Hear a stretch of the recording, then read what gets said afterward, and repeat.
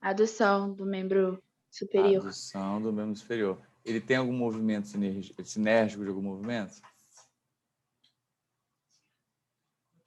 Flexão e rotação interna. Flexão de ombro e rotação interna.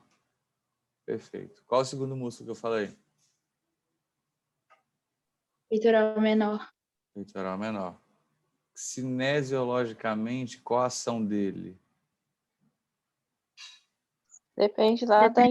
Perfeito. Depende de qual ponto de origem. Se eu Isso aí, muito bem. Vocês entenderam a pegadinha. Por quê? Se eu falar, como ponto de origem do peitoral menor, se eu te falar como ponto fixo o processo coracoide na escápula, qual a ação principal dele? Depressão? Elevar as costelas. Elevação das costelas. Tem que lembrar da inserção, ou seja, se você tomar como ponto fixo o processo coracoide, está na terceira, quarta e quinta costela. Ele vai puxar a costela para cima. Inspiração forçada. Agora, qual a ação do peitoral menor se eu tomar como ponto fixo as costelas? Preso, que ele não mexe. Ele só vai mexer aqui. O que ele vai fazer? Depressão do ombro? Depressão de ombro. Acabou. Pronto. Vamos embora. Vocês são craques. Tá aí. Tem um músculo, vamos pulsar. Só que esse aqui é fácil, a gente nem chega a cobrar ele, porque ele é um músculo vestigial, assim. Ele é chamado de subclávio, porque ele está embaixo da clavícula. Ele é um músculo muito pequenininho, que, na verdade, ele não tem muita ação, é um músculo vestigial que a gente tem. Então, assim, você percebe a clavícula? É uma fitinha de músculo que você tem aqui, ó. Ou seja, ele tá preso na clavícula, se insere na primeira costela, ó. Tá vendo? Atenção, primeira costela e cartilagem costal. Está a origem dele. Embaixo da clavícula aqui, ó. Então, a ação dele seria deprimir a clavícula. Mas, quando você deprime a clavícula, você deprime o ombro, né? O motor principal de depressão de ombro é quem é aqui, ó? O peitoral menor. Tem um peitoral menor junto aqui, ó. Tá vendo? Processo coracoide, terceira, quarta e quinta costela. Subclávio é esse aqui, ó. Eu nem pergunto, assim, a origem de inserção dele, sabe? Mas só saiba que é um dos músculos que existem no tórax. Se você ver essa figura aqui do lado, ó, ele está aqui, ó, tá vendo? Subclávio. Se você prestar atenção no processo coracoide aqui, ó, olha que músculo aqui, ó, o peitoral menor. A origem dele aqui se toma como processo coracoide. Terceira, quarta e quinta costela. Se isso aqui ficar fixo e não se mexer, quando ele contrair, ele vai puxar as costelas para cima. Elevação dessas costelas, né? Obviamente. Ele auxilia. Esse seria quando a gente inspira, né? Inspiração forçada, exatamente. Forçada. Forçada. Uhum. Agora, se você tomar como ponto fixo aqui as costelas, e ele vai fazer o quê? Ele vai puxar o processo coracoide para baixo. Como o processo coracoide é do ombro, que é da escápula, seu ombro desce, depressão de ombro. O peitoral menor que eu estava falando. Por curiosidade, né, o peitoral maior estaria aqui em cima. Então, ele tampa ele todinho. Tá vendo? O peitoral menor iria para o úmero, para o suco, para a crista do tubérculo maior. Mas aqui ele está mostrando o bíceps aqui, ó, que eu vou falar depois, lá para falar de braço. Tá entendendo que ele tem duas cabeças? Ó? Uma dessas cabeças é a curta, a cabeça curta é medial. Olha para onde vai a cabeça curta dele. Ó. Também vai para o processo coracoide. Cabeça longa entra lá na cavidade glenoide. Não aprender comigo depois. Não. Entra dentro da cápsula. Mas a cabeça curta vai lá no processo coracoide. Tá? Mas eu estou falando aqui do subclávio. Só saibam que eles existem, tá? Origem e inserção nem pergunta, é ação. Só sabe que tem um subcláviozinho aqui, que é um músculozinho bobo. Perfeito. Mas existe um músculo muito importante chamado de serrátil. Presta atenção. Você não pode chamar ele só de serrátil, porque ele está no tórax. Então, porque serrátil tem vários músculos que tem esse nome. Até no dorso tem músculo serrátil, lembra? Que são os músculos serrátil póstero superior e póstero superior e inferior. Esse músculo é o serrátil anterior, que está no tórax. Aonde no tórax? Ele está do ladinho das suas costelas. Ele é grande. Então, o que você tem que me dizer? ele vai da primeira à nona costela. Só que também ele está na escápula. Ele está na borda medial da escápula. Ele está muito próximo, ele está preso muito próximo onde os romboides estão. Agora, preste atenção, vai acontecer a mesma coisa, o mesmo sentido, que o movimento é diferente, do que o peitoral menor, porque sua escápula mexe, ele tá preso na escápula e suas costelas também mexem. Esqueça o que está escrito aqui. Se você... Então, vamos supor aqui, ó, se você tomar como ponto fixo as costelas, o serrate, eles dividem o serrate em fibras superiores, média e inferior. Esqueçam, o serrate anterior, ele todo vai da primeira à nona costela. Se eu tomar como origem aqui, primeira à nona costela, a inserção dele é na borda medial da escápula. Aí eu pergunto, se suas costelas estiverem fixas, forem usadas como origem, o que ele vai fazer com a tua escápula? Entenderam o que eu estou perguntando? O que ele vai fazer com a escápula?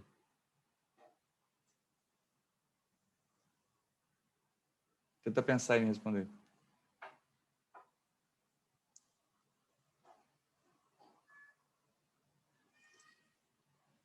Nada? Vai puxar para frente? Vai puxar para frente, mas puxar para frente assim, não é? Ou seja, o serrate está aqui. Vamos ficar de lado. Ai, é mais fácil. Em sala de aula. O serrate está aqui. Se isso aqui estiver fixo, ele vai puxar a escápula. Então, a escápula vai fazer isso aqui, ó. Então, como é que se chama esse movimento aqui da escápula? Abdução ou adução? Adução? Abdução, né? Já tá abrindo. Vai abrir, exatamente. Ó. Se você tomar como ponto fixo as costelas, ele vai puxar a sua escápula para cá. Ou seja, quando você joga o ombro para frente aqui, ó, a escápula faz isso, não faz para frente?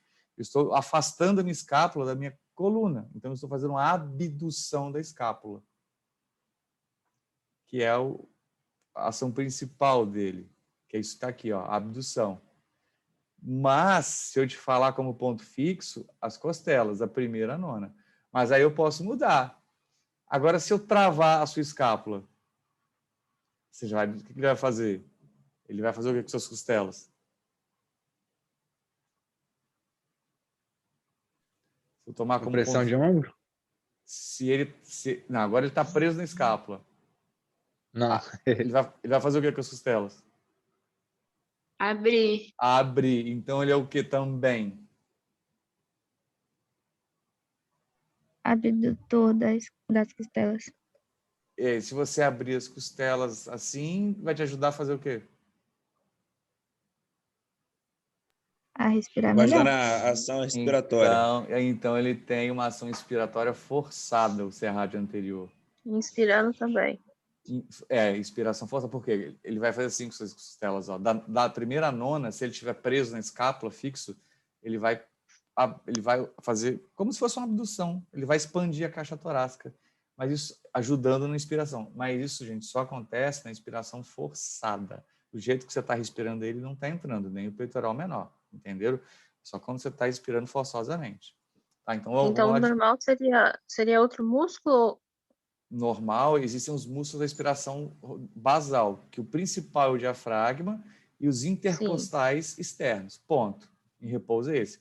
Agora, à medida que você está numa atividade física e começa a inspirar muito forçosamente correr, outros músculos começam a entrar para te ajudar a aumentar, a expandir a caixa torácica. O primeiro você aprendeu que é o peitoral menor, que entra. O segundo é o serrate anterior. Como? Expandindo a costela. Né? Mas como ele está na primeira à nona e está lá na escápula, eu posso fazer o contrário. Se eu fixar ele nas costelas, ele vai fazer o que com a minha escápula? Vai puxar aqui para frente. Como é que chama esse movimento? Abdução da escápula. Ele é o principal motor da abdução da escápula. Quando eu trago um para frente assim, né? É o serrate anterior. Perfeito. Então, vou voltar lá. Professor? Oi. Eu não sei se eu estou viajando muito, mas Quando a gente tem crise de ansiedade, a gente fica com o tórax todo dolorido. É por causa desses músculos, então? Exatamente. Porque quando as pessoas estão com ansiedade, síndrome de ansiedade, entram em pânico, a respiração ela não fica mais ofegante, essa coisa toda. Então, ou seja, esses músculos começam a entrar para te fazer respirar melhor, que não uma respiração forçada. Por isso que dói mesmo. Aí sente uma dor aqui do lado, uma dor no tórax, que é o peitoral menor. Você pode sentir uma dor no pescoço aqui, que é o esternocleidomastoide, que por incrível que pareça, como ele está no externo, ele pode puxar o externo para cima e para frente. O esternocleido também é um músculo de inspiração forçada. Você olha alguém que está inspirando forçosamente, você olha o esternocleidomastoide do pescoço, grandão, assim, ó, que ele está puxando. Serrátil anterior está puxando, peitoral menor está puxando. Ou seja, são músculos que vão entrar na inspiração, mas só quando você está em esforço respiratório, não em repouso. Porque em repouso é o diafragma, 70%. Claro, também no esforço extremo, o diafragma vai estar funcionando mais também, óbvio. Ele não sai e esses outros entram. O diafragma vai estar trabalhando mais, mas ele só entra na inspiração forçada. Tá? Mas isso aí acontece. Às vezes a pessoa fica com dor, crise de ansiedade, porque ela fica ofegante demais.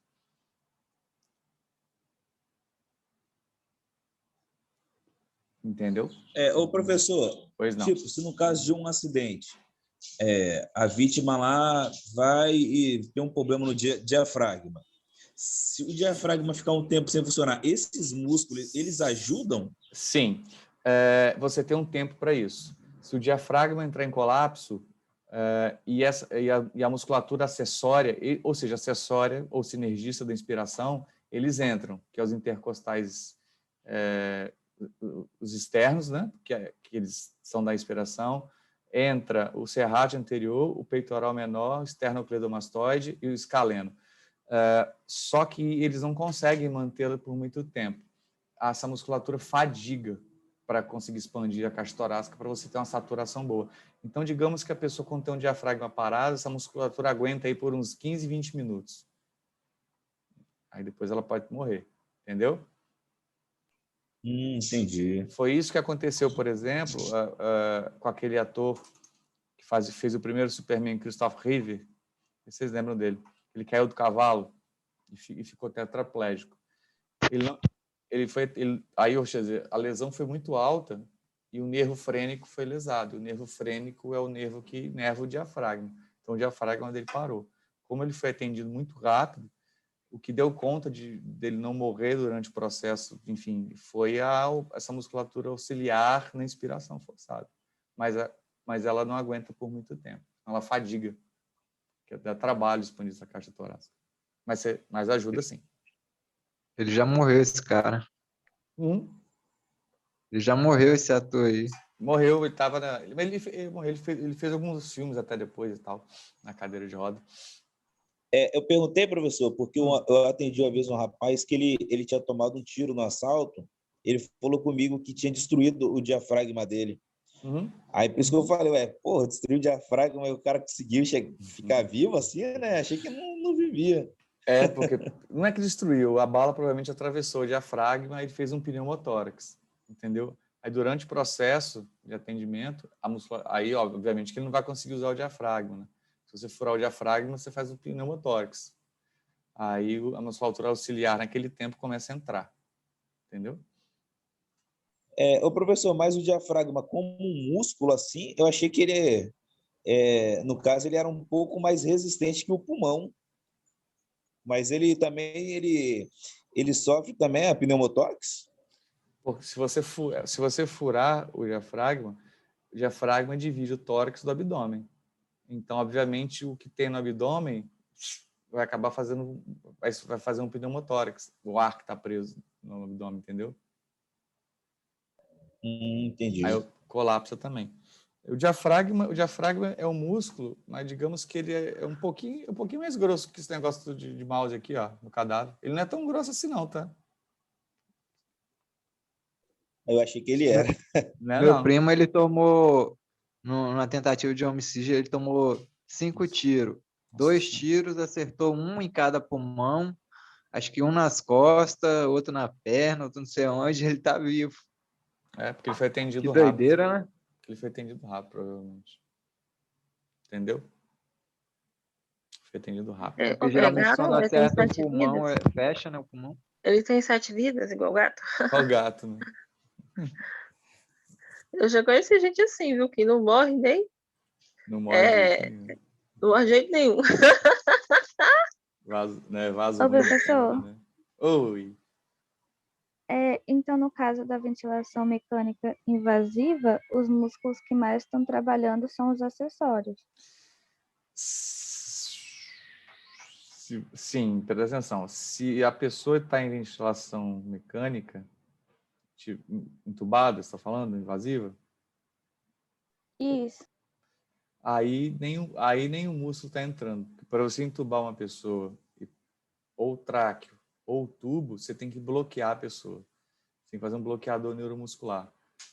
Então, ou seja, toda a musculatura está bloqueada. O que está fazendo o ar entrar e sair é o respirador mecânico, entendeu? Que está empurrando o ar. Então, não tem músculo entrando. Você não pode entubar uma pessoa ou fazer uma tráqueo com ela tendo a respiração normal, porque ela vai brigar com a ventilação mecânica. E esse é um dos grandes problemas que estão percebendo que está acontecendo com as pessoas jovens que estão morrendo, muita gente jovem de Covid. Jovem assim, 35, 40, 45 são jovens, né? O que não estava acontecendo. Porque a medicação, essas pessoas são mais rígidas, né? Então, essa medicação, que é um bloqueador neuromuscular, bloqueia toda a musculatura da pessoa, para o ventilador funcionar. Então, com tubo, essa droga, ela acaba sendo metabolizada mais rápido. E a pessoa briga com o tubo, briga com o ventilador, ou seja, ela começa a querer brigar, e começa a morder o tubo, aí vem a ansiedade, ela descompensa. Né? É um dos motivos as pessoas jovens, que as pessoas jovens estão morrendo bastante de Covid. Né? Mas quando está em ventilação mecânica, você não pode deixar a musculatura funcionando, entendeu? Você tem que bloquear. Aí são os bloqueadores neuromusculares, que aumentaram mais de 1000% o preço depois que aconteceu isso, né? O pancurônio, a tracúrio, que a procura começou a aumentar demais, aí começou a ficar difícil, o preço subiu. Tem alguns hospitais, por exemplo, com falta desse medicamento, você não consegue entubar a pessoa, ela morre. Te respondi? Professor, nesse caso de entubar, por exemplo, pelo Covid-19, né? Aí seria porque aquele tal do comprometimento lá do pulmão, 90%, 75%, é isso, né? Sim. Por quê? Porque na ventilação mecânica, o que acontece?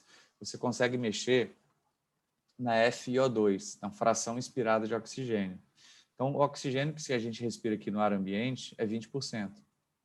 E mesmo assim, você consegue manter sua saturação em 97%, 98%. O que é a saturação que se fala tanto?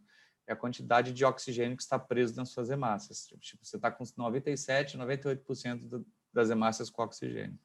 Se o seu pulmão não consegue mais fazer troca devido à grande quantidade de secreção em muco que o Covid faz você produzir, você não consegue fazer troca gasosa. Aí sua saturação começa a cair. Aí qual é um sintoma do Covid quando acontece isso em casa? A pessoa sente o ataque cardíaco danado, a frequência cardíaca aumenta. Por quê? Como a saturação cai, o coração tem que aumentar a demanda de sangue. Então ele aumenta a frequência para aumentar o débito cardíaco para levar mais sangue, que não vai adiantar. Então, quando intuba-se a pessoa, você não intuba a pessoa e deixa o ventilador jogando na pessoa ar ambiente. Você aumenta a fração do oxigênio, de 30 para 40 para 50. Se você aumenta a porcentagem de oxigênio, mesmo que a pessoa não esteja conseguindo fazer a troca, vai ficar, obviamente, a saturação melhor. Então, a pessoa entubada aí, você consegue ver a pessoa com 80, 90% de oxigênio que está ali sendo jogado nela. Aí a saturação sobe, porque você aumentou a porcentagem de oxigênio dela, bem maior do que o ar ambiente. Entendeu? É por isso que se entuba uma pessoa. Ou seja, para ela continuar ventilando, só que para elas aumentar a saturação. Isso você mexe na fração. O ventilador consegue dosar a porcentagem de oxigênio. Seria o oxigênio nas hemácias que o professor falou, né? Desculpa, repete. Seria o oxigênio nas hemácias, né? Perfeito. A saturação, quando é medida, quando você coloca aquilo no dedo da saturação, aquele negócio infravermelho... Oxímetro, né? O oxímetro, isso, esqueci o nome, ele consegue te dizer o quanto das suas hemácias tem de oxigênio. Ou seja, o normal presente, 97%, 98%. O COVID começa a cair, porque a pessoa não faz a troca. Aí você põe o ventilador para quê? Para aumentar a porcentagem de oxigênio sendo jogado para ela. Aí fica mais fácil ela saturar. É isso que é feito. Qual o grande problema? Você não pode deixar uma pessoa 80%, 90% de oxigênio por muito tempo, porque o oxigênio é tóxico para a gente em excesso. Ele é lesivo. Deixar a pessoa em 90%, 100% de oxigênio puro sendo jogado nela, a saturação melhora. Só que o oxigênio cria muito radical livre, que você já conhece, que já dei aula para vocês. Então, depois de 3, 4, 5 dias, você começa a ter lesão pulmonar. Aí o médico fica assim, eu saturo essa pessoa e ela continua viva, respirando, ou eu deixo o pulmão dela ser destruído com oxigênio puro? Aí você tem... Porque o COVID, a quantidade de secreção que ele faz você produzir é muito grande. Aí, o que acontece? A antibiótico terapia que é receitado, que é a azitromicina, ele não tem relação direta com o vírus, porque é um antibiótico. O antibiótico só mata a bactéria. O vírus nem... A azitromicina nem vai ver o vírus, não faz nada. Mas por que um dos tratamentos convencionais ou tratamento inicial do COVID é com a azitromicina? Porque a pessoa vai fazer a secreção. E essa secreção é o meio de cultura para bactérias, como o pneumococo. Então, ela faz uma pneumonia muito fácil. Então, é isso que está pegando no hospital também. Então, a azitromicina, ela não deixa bactérias fazer cultura nessa quantidade de muco que ela gosta. E a prednisolona, que é indicada, é um corticoide potente. Então, ou seja, se o vírus está vindo, a porrada que a pessoa vai tomar, ou seja, ela vai ser menor. Ela vai produzir menos muco e qualquer bactéria que tente se aproveitar desse muco não vai conseguir por causa da azitromicina. Ou seja, o corticoide evita o excesso de secreção que a pessoa faz devido ao muco e o antibiótico, que não tem relação com o vírus, não vai deixar a bactéria usufruir daquilo e vir a transformar em colônia e virar uma pneumonia. Entenderam? Entendi. Cacilda. Perfeito. Então, daí no caso... Pode falar. Então, no caso, por exemplo, uma pessoa que fica entubada, por exemplo, uns 15 dias, não sei até o máximo que pode ficar. Aí, então, ela não está só no oxigênio, tem alguma coisa a mais ali. Com certeza, tem muita coisa a mais. Além do oxigênio, que não é normalmente não é o oxigênio ambiente de 20%, com certeza, eles aumentam a porcentagem de oxigênio para 50%, 60%, 70% para melhorar a saturação, porque a troca, ou seja, se você aumenta a porcentagem de oxigênio, ou você joga oxigênio puro, a saturação da pessoa sobe, mesmo que ela não esteja trocando bem. Aí... Curso de ventilação mecânica. Aí o que acontece? O professor está dando. Aí o que acontece? Provavelmente, se ela foi para o tubo, ela está com a pneumonia já. Então, ela vai ter antibiótico. E não vai ser a azitromicina mais. Aí você tem várias classes de antibióticos mais potentes. E fica. O que a gente está vendo também é que algumas pessoas que vão para o COVID, elas fazem uma falência renal, uma insuficiência renal aguda. Aí, às vezes, tem que fazer hemodiálise. Aí, 99%, aí esses dados eu tenho, 99% de quem está com COVID e precisa de hemodiálise não consegue voltar. Normalmente falece. Que horrível. Deus que me livre guarde. É de arrepiar os cabelos. Então, o que acontece? O fisioterapeuta que sabe dessa ventilação mecânica.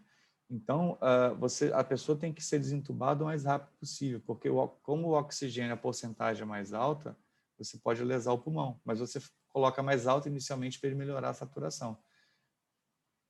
Enfim, aí você tem várias situações. Normalmente, Valéria, a pessoa está tomando de 4 a 5 classes de antibióticos diferentes quando ela chega a ser entubada, entendeu?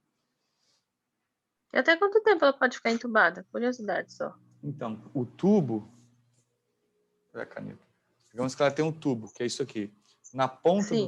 Aí na ponta do tubo tem um balão, tem um cuff. Ou seja, quando coloca lá na traqueia, eles inflam esse cuff. Ou seja, para o tubo ficar preso, né, e para a pessoa não respirar. Então, só vai passar ar por esse tubo. E tem um cuff. O cuff é um balão que vai ficar em volta da parede da traqueia. Primeiro, se você deixar isso muito tempo, 15 dias, isso começa a irritar a traqueia. Quem é cantor, por exemplo, se for entubado, ele pode ter problema na voz depois, porque acaba afetando a laringe também. Por isso que, às vezes, quando a pessoa tem um problema e é cantor, eles preferem fazer a traqueostomia do que entubar a pessoa, porque ela pode perder depois a voz. Ou a voz muda, o timbre ficar diferente. Então, esse tubo ele pode ficar no máximo, Valéria, de 20 a 21 dias. Entendeu? Sim. Depois você... Ou seja, porque... E esse tubo tem que ser trocado, né? A cada 5 dias ou 10 dias, esse tubo tem que ser trocado. Aí você viu que começou a faltar tubo, enfim, aí começa a questão. Depois de 21 dias, você não garante mais a rigidez do paciente, porque esse tubo começa a ser lesivo. Aí, quando passa disso, o que os médicos fazem? Tráqueo. A traqueostomia. Entendeu? Tá bom. Aí começa a complicar. Entendi. Perfeito. Então, vocês entenderam o serrátil. A ideia é a mesma. Se você, da primeira nona costela, se eu tomar isso como origem, ele vai puxar a tua escápula para cá. Ó. Vai fazer uma abdução, vai abrir. Agora, se eu travar ele lá na borda medial da escápula, que ele está lá, e ele puxar essas costelas, é como se ele fosse abrir aqui a costela. Ó. Tá vendo? Pelas fibras dele. Ó. Ele auxilia na inspiração forçada também. Tá? Não precisa de saber origem, de média, porção... Não, eu quero que saiba dele como um todo, igual eu falei do trapézio. Origem. Professor, origem, eu quero ponto fixo. Tá bom, então como origem, eu quero a primeira e a nona costela. Qual inserção? Borda medial da escápula. Essa aqui é a borda lateral, tá? Ele está lá na medial. Então, se ele travar aqui como origem, ele vai puxar essa escápula para frente aqui, ó. Abdução. É o serrátil anterior. Agora, professor, eu quero outro ponto fixo. Eu quero origem à borda medial da escápula. Se a escápula não mexe, ele vai contrair e vai puxar suas costelas para trás. Auxilia na inspiração aqui, ó. Então, está escrito aqui, ó, fixo na escápula, que é a borda medial dele, que eu tomo como origem. Ação inspiratória forçada. Se você fixa ele na costela, ó, o que ele vai fazer? Eu quero que vocês entendam. A abdução dela. Aí ele pode fazer assim, depressão, porque as fibras de baixo pode puxar, né? E propulsão da escápula, né? Jogar ela bem para frente, bem rápido. Tem aqui, tá vendo? Tá vendo? Ele está na borda medial da escápula, tá vendo? Nas costelas. A curiosidade que eu queria falar aqui é que do lado desse músculo passa um nervo muito grande, chama-se nervo torácico. Às vezes, as pessoas vão fazer cirurgia de tórax, o médico, às vezes, ele não vai, ele faz, às vezes, por vídeo láparo, por exemplo, para tirar um tumor e tal, ele vê que dá para fazer por láparo sem necessidade de abrir a caixa torácica, ele faz por vídeo. Então, ele faz a incisão do lado, e ele passa esse nervo torácico aqui. Então, pode acontecer do procedimento cirúrgico, que ele entra entre as costelas, né? Ele pode pegar e lesar esse nervo torácico. E a pessoa pode perder um pouco da ação de alguns músculos, né? Um deles é o próprio serrátil anterior. Ó. Tá vendo esse nervo aqui? Ó? Ele passa do lado aqui. Ó. O médico ele pode entrar aqui e pode fazer um tipo de lesão nesse nervo torácico. Curiosidade só. Aqui, ó, o serrátil anterior. Bem facinho de novo, ó. Eu só quero que vocês entendam isso. Está no tórax e ele vai da primeira à nona costela. Perfeito. Primeira à nona costela. Professor, põe aquele slide que tem a inserção e a origem para mim rapidinho, só para tirar um print. Isso, obrigada. Mas assim, ó, eu não quero que vocês façam. Porção superior. Origem, primeira, segunda. Não, olha ele como um todo, né? Tipo assim, da primeira à nona costela, que é a origem dele. Se você tomar como ponto fixo aqui, qual a inserção dele? Ele tá na escápula. Aonde? Ele está na borda medial. Toda a borda medial. Lembrando aonde o romboide está. Só que o romboide faz abdução. O trapézio faz o contrário, joga a escápula para frente, faz abdução. Trapézio não, desculpa. o serrátil anterior, faz a abdução. Se você tomar como ponto fixo aqui as costelas. Se você tomar como ponto fixo a borda medial da escápula, que é a origem, a inserção das costelas, ele vai abrir, ó, vai puxar suas costelas para trás. Isso, dos dois lados, obviamente, é uma musculatura auxiliar da inspiração forçada. Deu para entender? Não é tão difícil. Ô, professor, então a inserção dele seria só na escápula, borda medial? Se você tomar como ponto fixo, só na borda medial da escápula. Perfeito. E a origem? Depende. Entendeu? Ai. Depende. Assim, ó, se eu falar como origem a escápula, é a borda medial. Qual a inserção? Primeira nona costela.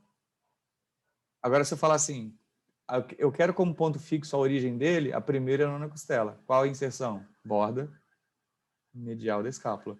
Porque ele movimenta as duas coisas. Eu posso mudar a origem e inserção deles, depende do movimento. Você entendeu?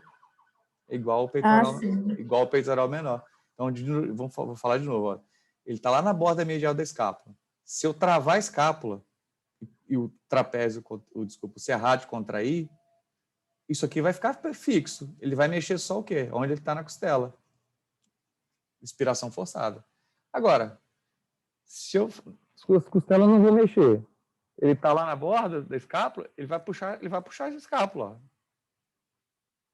fazendo a abdução. Se você tomar como ponto fixo aqui, eu posso mudar, entendeu? Porque ele mexe duas coisas. Assim, uma questão maior, qual a origem do serrátil anterior? Ele está na primeira nona costela, qual a inserção? Você fala, está na borda medial da escápula. Ok, mas alguém pode falar assim, ok, mas eu quero agora ele como ponto fixo na escápula, como origem. Está na borda medial da escápula. Qual a inserção? Primeira nona costela. Aí a cinésio vem com a ação. Qual a ação dele se ele estiver fixo na escápula? Expandir a caixa torácica. Agora, cinesiologicamente, se ele tiver como ponto fixo a origem a primeira nona costela, o que ele vai fazer com essa escápula? A abdução. Deu para entender isso? A ideia é parecida com o peitoral menor. Você pode mudar os locais. Conseguiram entender? Sim, agora eu consigo entender. Eu sei que não é nossa praça, mas é aqueles aparelhos lá da academia. Sim. Então, assim, aí se eu perguntar assim, como é que você vai malhar o serrátil anterior para ele aparecer? Ele está no teu braço? Não. Não. É o músculo da inspiração forçada. Então, todo movimento que você faz de abdução da escápula, jogando a escápula para frente, é o serrátil anterior que está puxando. Então, aí você pensa lá nas coisas que fazem, né? Só que o movimento é complexo. Então, às vezes, quando você faz alguma coisa, você joga a escápula para frente. Agora, em relação a braço, ele nem está no braço. Está na caixa torácica.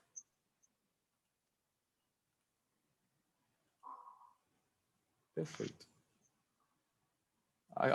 Por exemplo, no caso da mulher, né? Se ela fazendo esse movimento de abdução aí peitoral, dá uma levantadinha no seio, né? Dá claro, dá sim. Levanta e empurra um pouco para frente o peitoral maior, né? Com certeza. Então dá uma levantadinha e uma estufada, né? Sobe sim. Uhum. Vou mostrar o videozinho dele aqui. Primeira nona, tá? Até a nona. Tá errado. Ó. E ele tá na borda medial da escápula, tá vendo? Olha lá, o que ele pode fazer. Ó, tá vendo? Ele tá mostrando, ó, ele pode subir a escápula, porque ele tá em cima, né? Ele pode fazer a abdução da escápula. Ó, as fibras superiores, né? Pode fazer uma elevação, enfim. E jogar a escápula para frente. Se ele tiver fixo aqui, ó, ele vai trazer sua escápula para frente como uma abdução. Né? E se ele ficar, e se as costelas ficarem fixos, ele faz uma abdução e pode fazer uma elevação e até mesmo uma depressãozinha, porque está embaixo. Mas você sabendo que ele faz a abdução de escápula é o mais importante. Tá? Aqui existe, por exemplo, ó, como caixa torácica, os músculos que estão entre as costelas, que vocês conhecem, são os intercostais. São dois tipos de músculos intercostais. Se tem um chamado externo, obviamente tem outro chamado interno. Então, assim, não se preocupe, é fácil. Pelo nome, deixa eu botar a ponteirinha aqui. Pelo nome, ele fica entre as costelas. É o que você está vendo aqui, ó, esses músculozinhos. São os intercostais externos. Bom, agora sim. Eles estão entre as costelas. Se eles contraírem, eles vão puxar suas costelas para cima. Obviamente, é o músculo da inspiração. Tá? Agora, presta atenção. Se eu perguntar para vocês, aqui são os intercostais externos. Se eu perguntar para vocês, quais os músculos principais da inspiração? Aí você tem que me falar assim, professor, você quer em repouso ou você quer na forçada? Ah, eu quero em repouso. Aí você vai me falar assim, o diafragma e os intercostais externos. Eles estão atuando em vocês agora. Entendeu? Agora você pergunta, quais os músculos da inspiração forçada? O diafragma também e os intercostais externos. Aí começa a entrar outros que não eram, mas ajudam. Vamos lá. Primeira coisa, você está vendo aqui, ó, esse músculo aqui, ó, é o esternocleidomastoide. Ele está no externo, tem duas cabecinhas, tá vendo? Mas ele está no externo, passa na clavícula e vai lá para o processo mastoide, atrás da sua orelha, no crânio aqui, ó. Tem uma bolinha aqui atrás da sua orelha, que é o processo mastoide. Se você travar o pescoço e inspirar muito forte, ele vai puxar teu externo para cima e para frente. Então, ele é um músculo da inspiração auxiliar, forçada, ele entra. Ele vai entrar. Qual outro que entra? Peitoral. Qual peitoral? Menor. Menor. E qual outro músculo que entra na inspiração forçada? Que não está aqui. Serrátil anterior. Serrátil anterior, perfeito. Se eu for lá para o dorso, tem dois que entram. Vocês lembram deles? Tem um nome parecido com esse.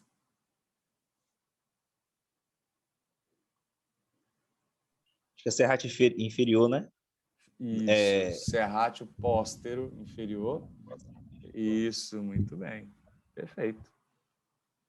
Na inspiração forçada. Agora, se eu perguntar assim, quais os músculos da expiração em repouso? Botar para fora. O diafragma e os intercostais? Nenhum. Errei? Nenhum. Não existe músculo na expiração em repouso. A caixa torácica volta ao normal de forma passiva, elasticamente. Entendeu? Em repouso. Então, quando você inspira e volta... Aí vai para menor pressão, né? Para menor pressão, né? Isso. Quando você inspira, tem músculo em repouso, diafragmas e intercostais externos.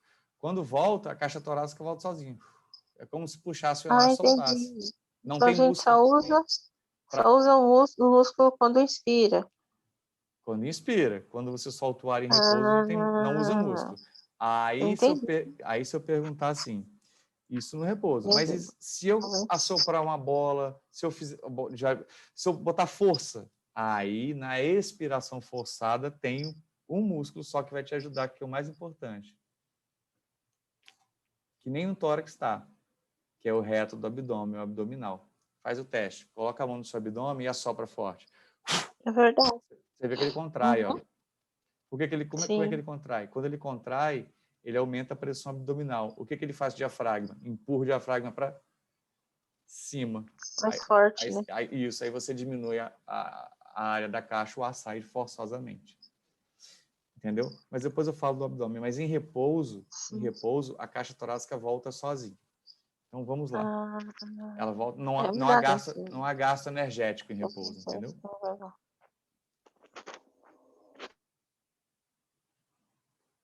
Então vamos lá. Quais os músculos da inspiração em repouso? Repouso. Da ins. Inspiração e repouso. Diafragma, intercostal externo. Perfeito. Aí eu posso perguntar, quais os músculos da inspiração no esforço? O diafragma continua funcionando e os intercostais externos, mas outros começam a entrar. Esse aqui, que está no pescoço e puxa o externo para cima, qual é? Esternocleidomastoide. Esternocleidomastoide. Qual é esse que está embaixo aqui? O peitoral maior? O peitoral menor. E qual outro que ajuda a inspiração forçada? Que abre as costelas aqui, ó. Serrátil anterior. E lá atrás tem um serrátil póstero inferior, que é o do dorso, que ajuda na inspiração forçada, quando você está puxando o ar, forçosamente. Aí, se eu perguntar, qual músculo da expiração no repouso? É passiva a expiração no repouso, não tem músculo. Agora, se eu perguntar, qual músculo da expiração no esforço, quando você está querendo soprar forte? O reto abdominal. Ele contrai, a pressão abdominal aumenta, empurra o diafragma para cima, o ar sai. Ficou claro isso? Tá vendo? Perfeito. A gente faz o movimento da costela, tem um balde desenhado aqui, ó. A gente faz o movimento, tá vendo? O movimento da costela, a gente chama de movimento de alça de balde. O que é o movimento de alça de balde? É porque as costelas, elas fazem assim, ó. Né? Elas de lado, assim, ó.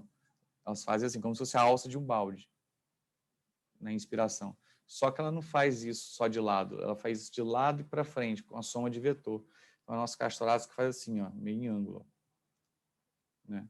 Tá aqui, faz movimento assim, ó, as costelas. Por isso chamar de alça de balde. Aí, se você está com muito esforço, o peitoral menor já puxa a terceira e a quarta, a quinta mais. O serrátil já faz assim, ó. Já puxa pro lado aqui, ó. Que tá aqui, mas ele tem que fixar lá. O peitoral menor fixo no processo coracoide puxa mais ainda. Por isso que aí você tem o esternocleidomastoide que puxa seu externo para frente ainda, ajudando. Tá? Facinho, né? Professor, Oi. só me tira uma dúvida. Que eles falam a diferença de respiração torácica e respiração abdominal. A respiração torácica é você usar, por exemplo, os músculos da inspiração que estão aqui em cima, os intercostais externos, né, da inspiração, ou seja, a pessoa ela respira só aqui em cima, assim, ó, fica assim, ó, na caixa torácica, em cima, aqui, ó.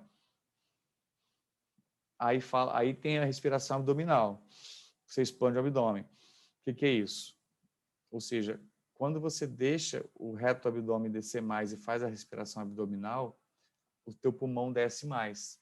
Então, ele é mais aerado na base, entra mais ar na base. A base do pulmão, pela própria gravidade, tem mais vasos sanguíneos do que em cima. Em cima é mais aerado, mas tem menor quantidade de vasos sanguíneos que na base. Então, se a pessoa conseguir expandir melhor a parte de baixo, a base, entra mais ar na base do pulmão. Então, a troca gasosa fica melhor com a respiração abdominal. Por isso que o pessoal que faz yoga, meditação, tal, ou faz alguma atividade física mais pesada, usa o abdômen, respira para o abdômen, ou seja, você descer mais o abdômen, empurrar, aí a barriga vai para frente, né? Respirar desse jeito. Para quê? Porque lá tem mais vasos, então, se você jogar mais ar na parte de baixo, a troca gasosa fica melhor. Te respondi? Sim, agora eu entendi. Porque a base do pulmão tem mais vaso sanguíneo e é menos aerada. De ar, né? Se você começar a jogar mais ar lá, ou seja, respirando com o abdômen, tipo assim, deixando o diafragma descer e jogando o abdômen para frente. Isso é uma respiração abdominal. Tem gente que só fica aqui, ó, respirando aqui em cima. Qual o problema? É mais aerado, mas tem menos vaso sanguíneo. Então, não é tão eficiente no esporte ou em uma situação para você oxigenar melhor o sangue.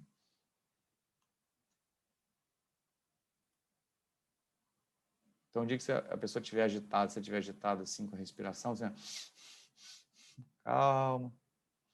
Inspira com o abdômen. Infla a barriga, né? Infla o abdômen. Quando você infla o abdômen, deixando o diafragma descer, você oxigena, dá uma saturação melhor, porque tem mais vasos sanguíneos.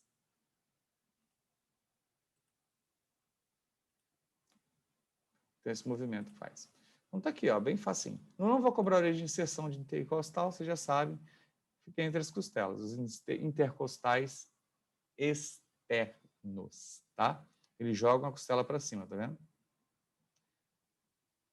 Que é o músculo principal da respiração. Ele está até mostrando um acessório aqui, ó. O esternocleidomastoide, a cabecinha dele aqui. O serrátil ele tirou, tá vendo? Não está aqui, mas ele entra. E tem esses escalenos aqui, ó, que eu vou falar dele, mas depois eu falo. Aqui, ó.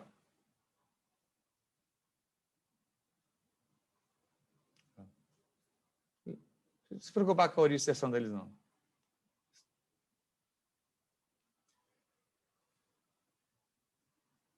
Tá, falando que eleva. O rib é costela. Ele eleva as costelas, ó. Viu? Você vai cobrar só esses músculos, professor? Oi? Você vai cobrar só a ação desse músculo? Só a ação. Origem e inserção entre as costelas. Aí saber que aí não precisa. Os intercostais externos. Só e saber. A ação dele é elevar as costelas, né? Elevação das costelas, inspiração. E ele, mas esse funciona no repouso, tá? E ele é o diafragma, ele está atuando. Qual ajuda a porcentagem dele? 30%. O diafragma corresponde a 70% de expansão no repouso. É o externo, no caso, né? Esse é o externo. Faz uma analogia interna, porque se tem o externo, tem o intercostal interno. Então, assim, faz o inverso. O intercostal externo ajuda na inspiração, externo na inspiração. Porque o interno, ele faz o quê? Expiração forçada. Eu vou falar agora.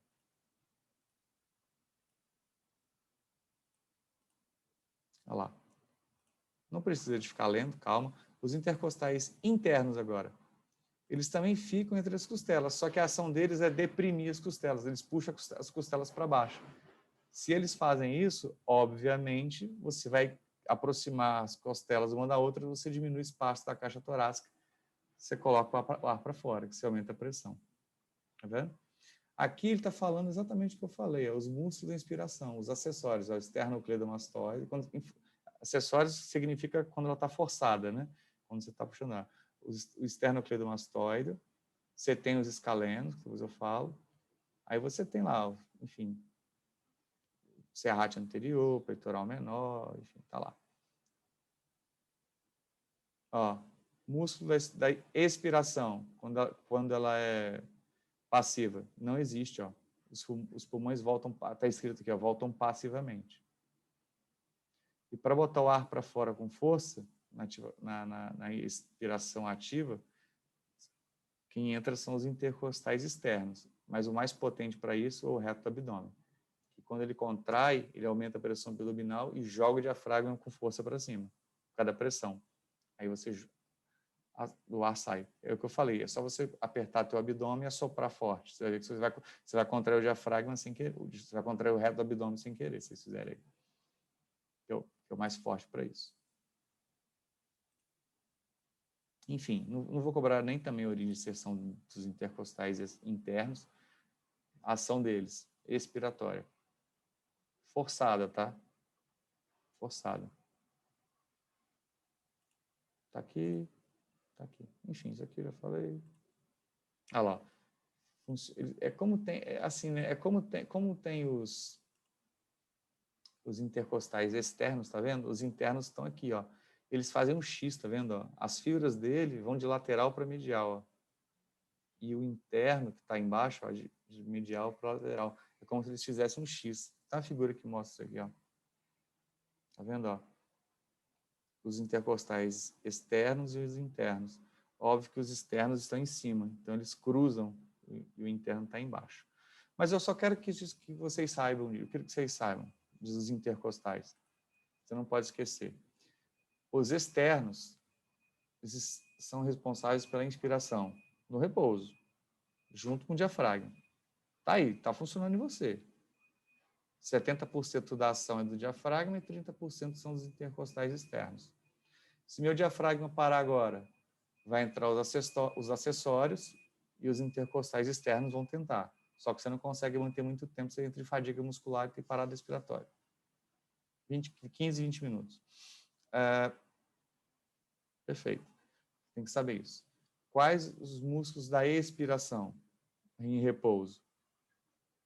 Não tem. A caixa torácica volta ao normal sozinha, ela é elástica.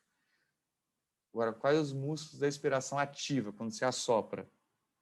Os intercostais internos e o reto do abdômen. Enfim, reto do abdômen. O que ele tem a ver com isso? Quando você contrai, a pressão abdominal acaba empurrando o diafragma para cima. Consequentemente, faz você botar o ar para fora. Tá? Perfeito. Muito bem. Vocês estão nota 10.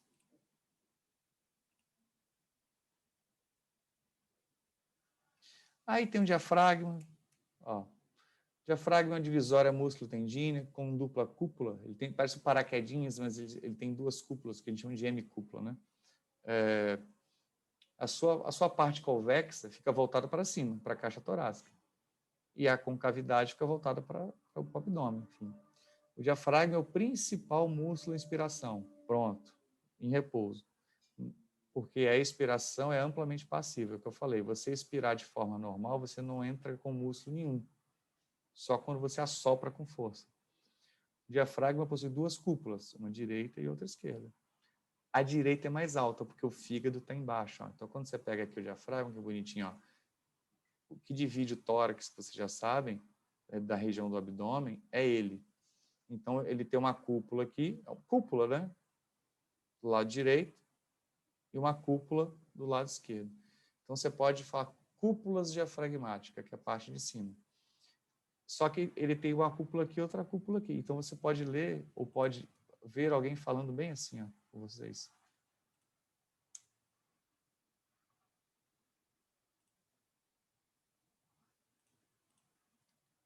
M, cúpula. Escrevi em branco. O que é M, cúpula? M é a metade. Então, é a metade da cúpula. Então, eu vou falar M cúpula diafragmática direita. Eu diminuo, calma. Direita. O que é isso aqui que a pessoa está falando? Ela está falando da metade de uma cúpula. Hemicúpula diafragmática direita. O que é isso? Só essa cúpula aqui, ó. Hemicúpula diafragmática esquerda. É só essa cúpula aqui. Essa cúpula, essa hemicúpula, né, diafragmática direita, tá vendo que ela é mais alta do que a esquerda? Devido ao fígado estar aqui embaixo exatamente. E como o fígado está aqui embaixo, ele acaba sendo até protegido pelas costelas, como eu falei na aula passada com vocês. Você lembra, tá? Não vou cobrar a origem de inserção dele, vou cobrar a ação, que vocês sabem que é a inspiração. A parte tendínea dele está no meio aqui, ó. Se você fizer um furo no diafragma aqui, ó, automaticamente o pulmão sofre um pneumotórax, tá? Então, assim, não quero saber de origem de inserção, não se preocupem.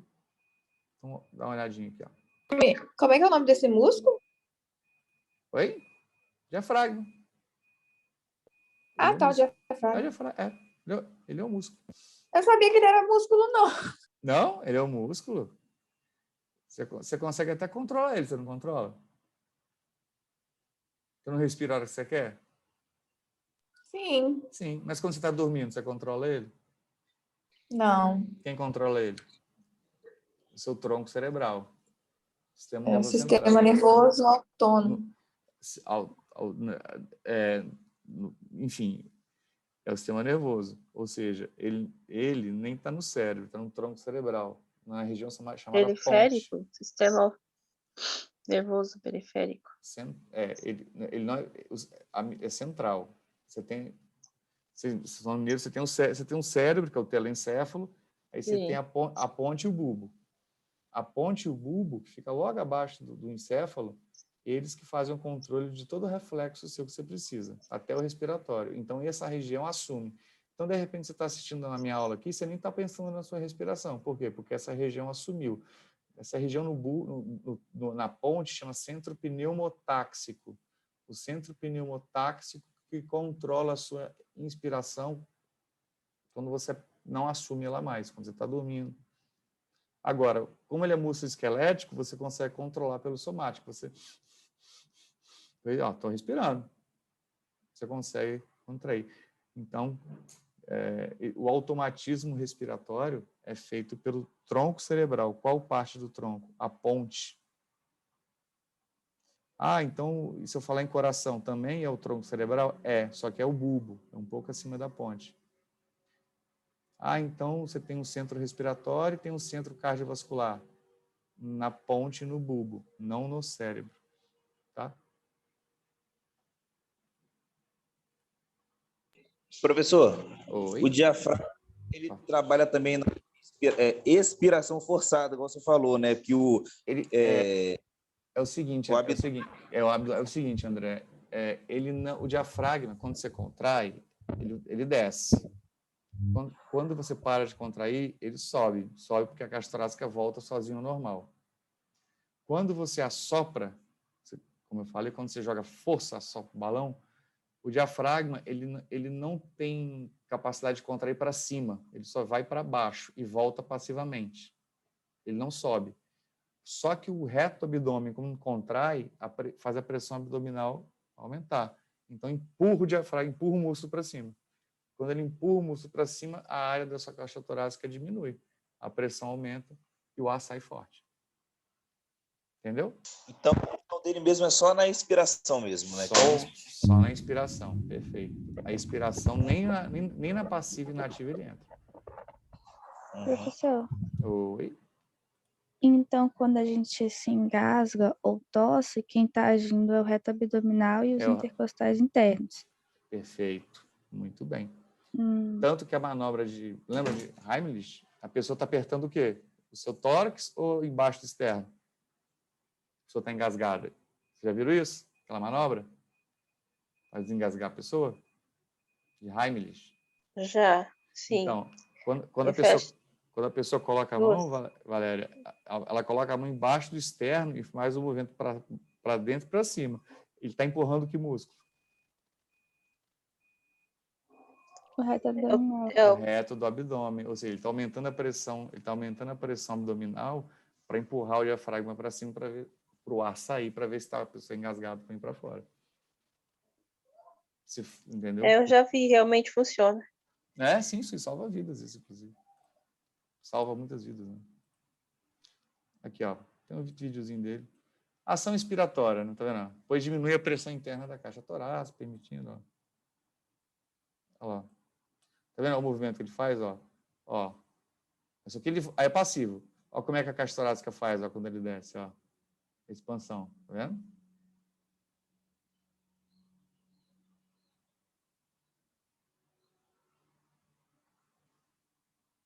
Viram? Olha lá. Então, ele faz esse movimento, olha lá. Quando ele sobe passivamente. Quando ele desce, aí sim, está contraindo, ó. Tá vendo? Olha lá. E ele aumenta a amplitude de caixa torácica nos 3 eixos, ó, para anteroposterior, longitudinal e lateral. Sendo de baixo agora, ó. Essas duas cavidades são os hiatos, né, onde passa o esôfago e a aorta e a veia cava, que está aqui do lado. Olha lá. Está aumentando a caixa torácica anteroposterior, lateral e está descendo longitudinal. Por isso que você consegue respirar tão bem, ele corresponde a 70% da sua inspiração. Aqui, ó, a cúpula dele. Tá vendo? Tá? Olha lá, você vendo ele de baixo, ó, como é que ele é de baixo. Isso aqui eu não vou cobrar, não se preocupe. Tá? Onde passa a veia cava, onde passa o esôfago e onde a aorta desce aqui, ó. Os 3 hiatos. Mas como passa esses vasos, acaba sendo fechado. Perfeito. Então vamos fazer o seguinte. como eu vou ter mais uma aula, com você, então, com vocês antes da prova, né? E a minha prova vai ser dia 27. Já marquei. Tá? Não vou dar... dia 27. Eu não vou dar prova junto com o Luciano, que ele vai dar prova para vocês dia 20. Então, vai ser dia 27. Então, eu tenho mais uma aula teórica com você. Por que? Ia ser tão legal. Tô brincando. Acho que fazer 2 provas online no mesmo dia pode pesar para vocês, né? O professor, de arrepiar os cabelos. Para a prova, é para a gente estudar os músculos dos membros superiores.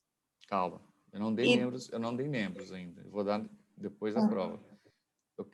Eu quero músculos. Eu quero aquela aula de osteologia que eu dei, falando de sistema esquelético. Eu vou cobrar articulações, você lembra que eu dei para vocês? Quais os tipos e tal. Aí eu vou cobrar. Aí é onde entrei músculo agora. Primeiro eu comecei atrás, os músculos do dorso. Vocês vão ter que estudar. Trapézio, latíssimo do dorso, romboide, qual a ação desses músculos e qual é a origem e inserção deles. Aí lá atrás tem os profundos, que é o ilho costal, longuíssimo e espinal, que mantém a coluna ereta e tal. Só vou cobrar para que eles servem, a origem e inserção deles não. Certo? Agora eu vim para frente. Aí atrás eu falei da coluna vertebral, curvatura da coluna, isso aí, né? A parte esquelética. Aí eu vim para frente agora. Não estou no braço, vim para o tórax. Falei de peitoral maior, peitoral menor, falei de um subclave que só saber que tem, falei do serrátil, né? E estou falando do diafragma. O que eu vou cobrar da frente agora? Peitoral maior, origem, inserção, peitoral e ação. Peitoral menor, origem, inserção, mesma coisa. Serrátil anterior, origem, inserção, mesma coisa. O diafragma, que é o músculo principal da inspiração, e os intercostais externos, que correspondem a 30%. Então, deixa eu perguntar alguma coisa a vocês. Vamos lá. Relaxem, tomem o café de vocês. Meu tá frio. Eu tô dando aula de que hoje? Vocês bugaram já. Cinesiologia. Cinesiologia, perfeito. Cinesiologia, muito bem, galera. E que parte que eu tô? Aí eu tô na parte do tórax. Na parte do tórax. Tórax. Perfeito. Vamos lá. Mas vamos fazer um reviewzinho aqui.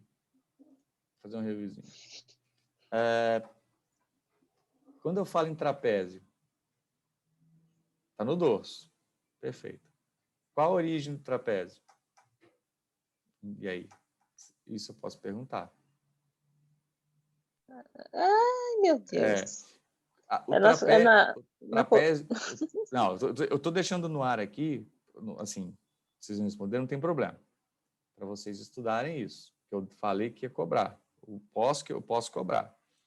O trapézio tem 3 orientações de fibras. Vocês lembram? Descendente, ascendente, transverso. E a ação dele. Romboide, que está embaixo. Origem, inserção e ação. Latíssimo do dorso, que é o grande dorsal. Origem, inserção e ação. Vou cobrar, posso cobrar. Aí eu falei do serrátil póstero superior e inferior. Saibam que existe. E o póstero inferior é aquele que ajuda na inspiração forçada. E os profundos são aqueles. Ilho costal, longuíssimo, longitudinal. Só para que serve? Coluna ereta. Vim para frente. Tórax. Falei do peitoral maior. As suas 3 origens, a sua inserção. E o que ele faz? Ação. Peitoral menor, origem, inserção e ação. Serrátil anterior, origem, inserção e ação. Respiração do tórax. Diafragma, tranquilo, humilde. Intercostal externo. Quais os músculos da inspiração em repouso? Diafragma, intercostal externo. Acabou. Qual o músculo da expiração em repouso? Não existe, é passivo. A caixa torácica volta sozinha ao normal. Quais os músculos da inspiração no esforço? Continua o diafragma e o intercostal externo. Só que aí entram outros músculos que, teoricamente, não fariam isso, mas auxiliam. Esternocleido, mastoideo, peitoral menor alavancando a terceira, quarta e quinta costela e o serrátil anterior puxando. Ele está fixo lá na escápula. Quais os músculos da expiração no esforço? Assoprar forte. Os intercostais internos, mas o mais potente para isso é o reto do abdômen, que indiretamente ele faz isso, porque ele aumenta a pressão abdominal e empurra o diafragma para cima. A pressão torácica aumenta e se põe o ar para fora. Tá? Peitoral maior. Estou terminando já, tá, gente? Vou liberar. Peitoral maior. Qual a origem dele?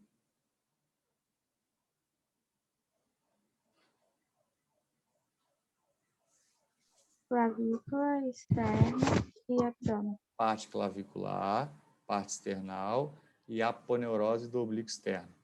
Perfeito. Onde está a inserção do peitoral maior?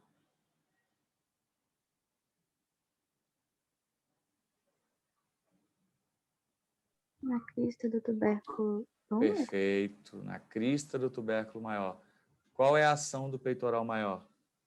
Principal. Agonista.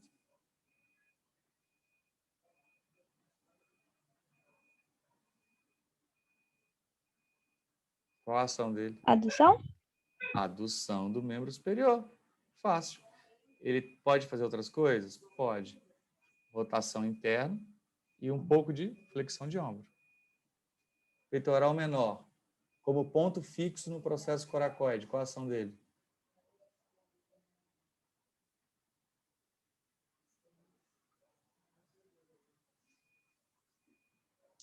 Elevação das costelas. Elevação de quais costelas? Da terceira, quarta e quinta. Acabou isso. Perfeito. Muito bem. Então, ele auxilia na inspiração forçada? Sim. Se eu prender agora, se eu fixar as minhas costelas, o que o peitoral menor vai fazer? Se ele está no processo coracoide?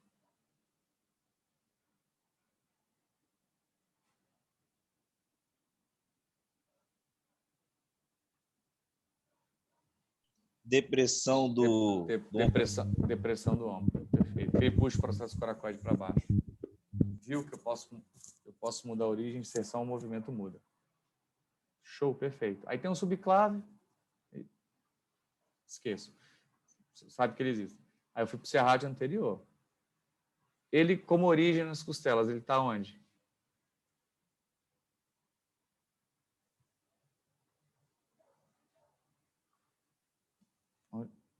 Da primeira a nona. A nona costela. Muito costela. Bem. E se eu falar como ponto fixo, a inserção ele está em que parte da escápula? Na borda medial. Show. O que o serrátil anterior faz? Vamos fixá-lo. Fixa ele na escápula. A escápula não mexe. Ele começa a contrair forte demais. Ele vai fazer o quê?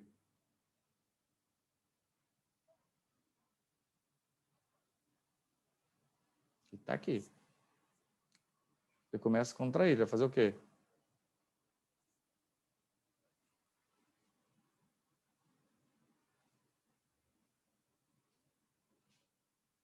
Vocês já me responderam. Se você fixar ele na escápula, ele contrair, ele vai puxar as costelas. Então, ele vai fazer o quê? Ação. Inspiração forçada. Inspiração forçada. Pronto. Agora, se eu fixar ele nas costelas e ele contrair, ele está lá na escápula, ele vai fazer o quê? Vai fazer isso, ó, com a escápula. Ó. Trazer para frente. Como é que é o nome disso? Estou afastando a escápula da coluna. Está fazendo o quê? Escápula. Abdução. Abdução da escápula. Pronto, acabou. Olha, Vai dar uma coisada. Olha o que vocês estão me respondendo. Vai dar uma coisada para frente. Para frente para seria... frente para trás. Para frente é abdução, para trás é adução. E quem joga para trás é o romboide, não é? Que faz adução.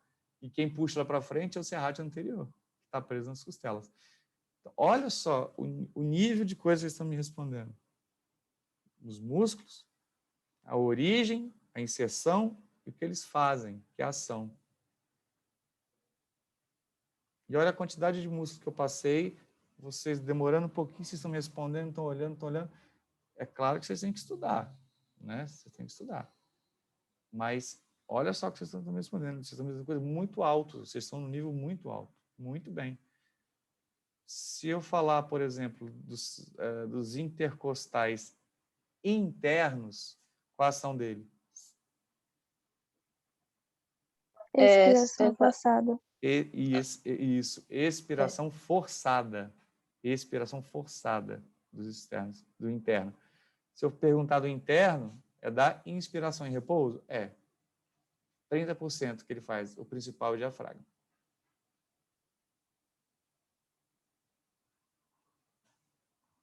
E aí? Viu como é que vocês estão sabendo?